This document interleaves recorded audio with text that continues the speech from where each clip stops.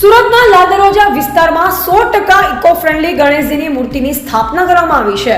વૃક્ષની છાલમાંથી બનાવાયેલ ગણેશજીનું કુદરતી વાતાવરણમાં સ્થાપન કરવામાં આવ્યું છે। કુદરતી વાતાવરણમાં પણ ઝાડની ડાળીનો ઉપયોગ કરાયો છે, જેથી આ મૂર્તિ સુરતમાં આકર્ષણનું કેન્દ્ર બની છે।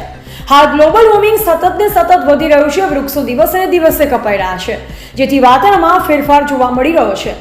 ભારતમાં વૃક્ષ વાવવા માટે અને વૃક્ષનું જતન કરવા માટે અનેક મુહિમ ઉઠાવવામાં આવી રહી છે। ત્યારે આ વખતે સુરતમાં ગણપતિ સ્થાપનામાં પણ વૃક્ષ બચાવવાની મુહિમ સાથે સુરતના લાલદરવાજા વિસ્તારમાં એક કદંત યુવક મંડળ દ્વારા વેસ્ટેજ વૃક્ષના છાલમાંથી ગણપતિની મૂર્તિ બનાવવામાં આવી છે।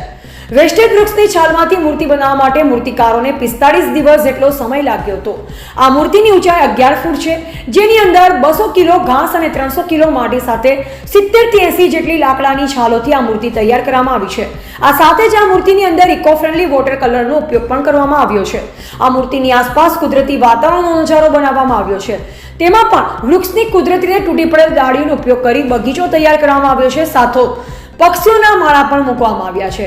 આ યુવક મંડળ દ્વારા છેલ્લા 4-5 વર્ષથી શ્રીજીની સ્થાપના કરવામાં આવે છે, જેમાં દર વર્ષે અલગ અલગ થીમ રાખવામાં આવે છે। ત્યારે આ વર્ષે સંપૂર્ણ ઇકો ફ્રેન્ડલી ગણપતિની સ્થાપના કરવામાં આવી છે।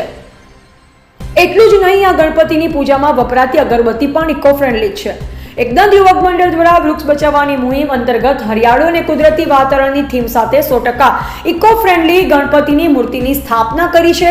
હાલ સમગ્ર સુરતમાં લાકડાની છાલમાંથી બનાવવામાં આવેલી આ શ્રીજીની મૂર્તિ આકર્ષણનું કેન્દ્ર બની છે। મારું નામ દિવ્ય મહાજન। અમે આ મૂર્તિનું આયોજન એક વેસ્ટેજ લાકડું હોય એના વેસ્ટેજ છાલમાંથી આનું અમે આયોજન કરવામાં આવેલું છે, અને આના દ્વારા અમે લોકોને સેવ ટ્રી, સેવ વોટર અને સેવ પર્યાવરણનો મેસેજ આપવા માંગીએ છીએ। તે લાલદરવાજા ખાતે અમે આ મૂર્તિની સ્થાપના કરેલી છે, અને આને 10 દિવસ માટે મંડપમાં અમે શ્રી દર્શન માટે બિરાજમાન રાખવાના છે। ક્યાંથી વિચાર આવ્યો વેસ્ટેજ એક લાકડામાંથી આખો આયોજન? આજના જમાનામાં ટ્રીઓ ખૂબ ઓછા થતા જાય છે, ઝાડની સંખ્યા ઘણી ઓછી થતી જાય છે, એટલે અમે આ મૂર્તિનું આયોજન કર્યું। આ રીતનું આયોજન કરવામાં આવ્યું જેનાથી લોકોને સંદેશો મળે કે આપણે ઝાડોને કાપવા ન જોઈએ અને એનો બચાવવો જોઈએ। એ મેસેજ આપવા માટે અમે આ રીતનું થીમનું આયોજન કરવામાં આવેલું છે। આ થીમ અમે આખી નેચરલી બનાવવામાં આવી છે, અને જંગલ થીમ પર અમે આ મૂર્તિનું આયોજન કરવામાં આવેલું છે। એવું લોકોમાં આકર્ષણ છે, ખાસ કરીને મૂર્તિને લઈને? લોકોનું તો એકદમ ખૂબ જ આકર્ષણ છે, લોકો જોવા માટે ઉત્સુક થઈ રહ્યા છે।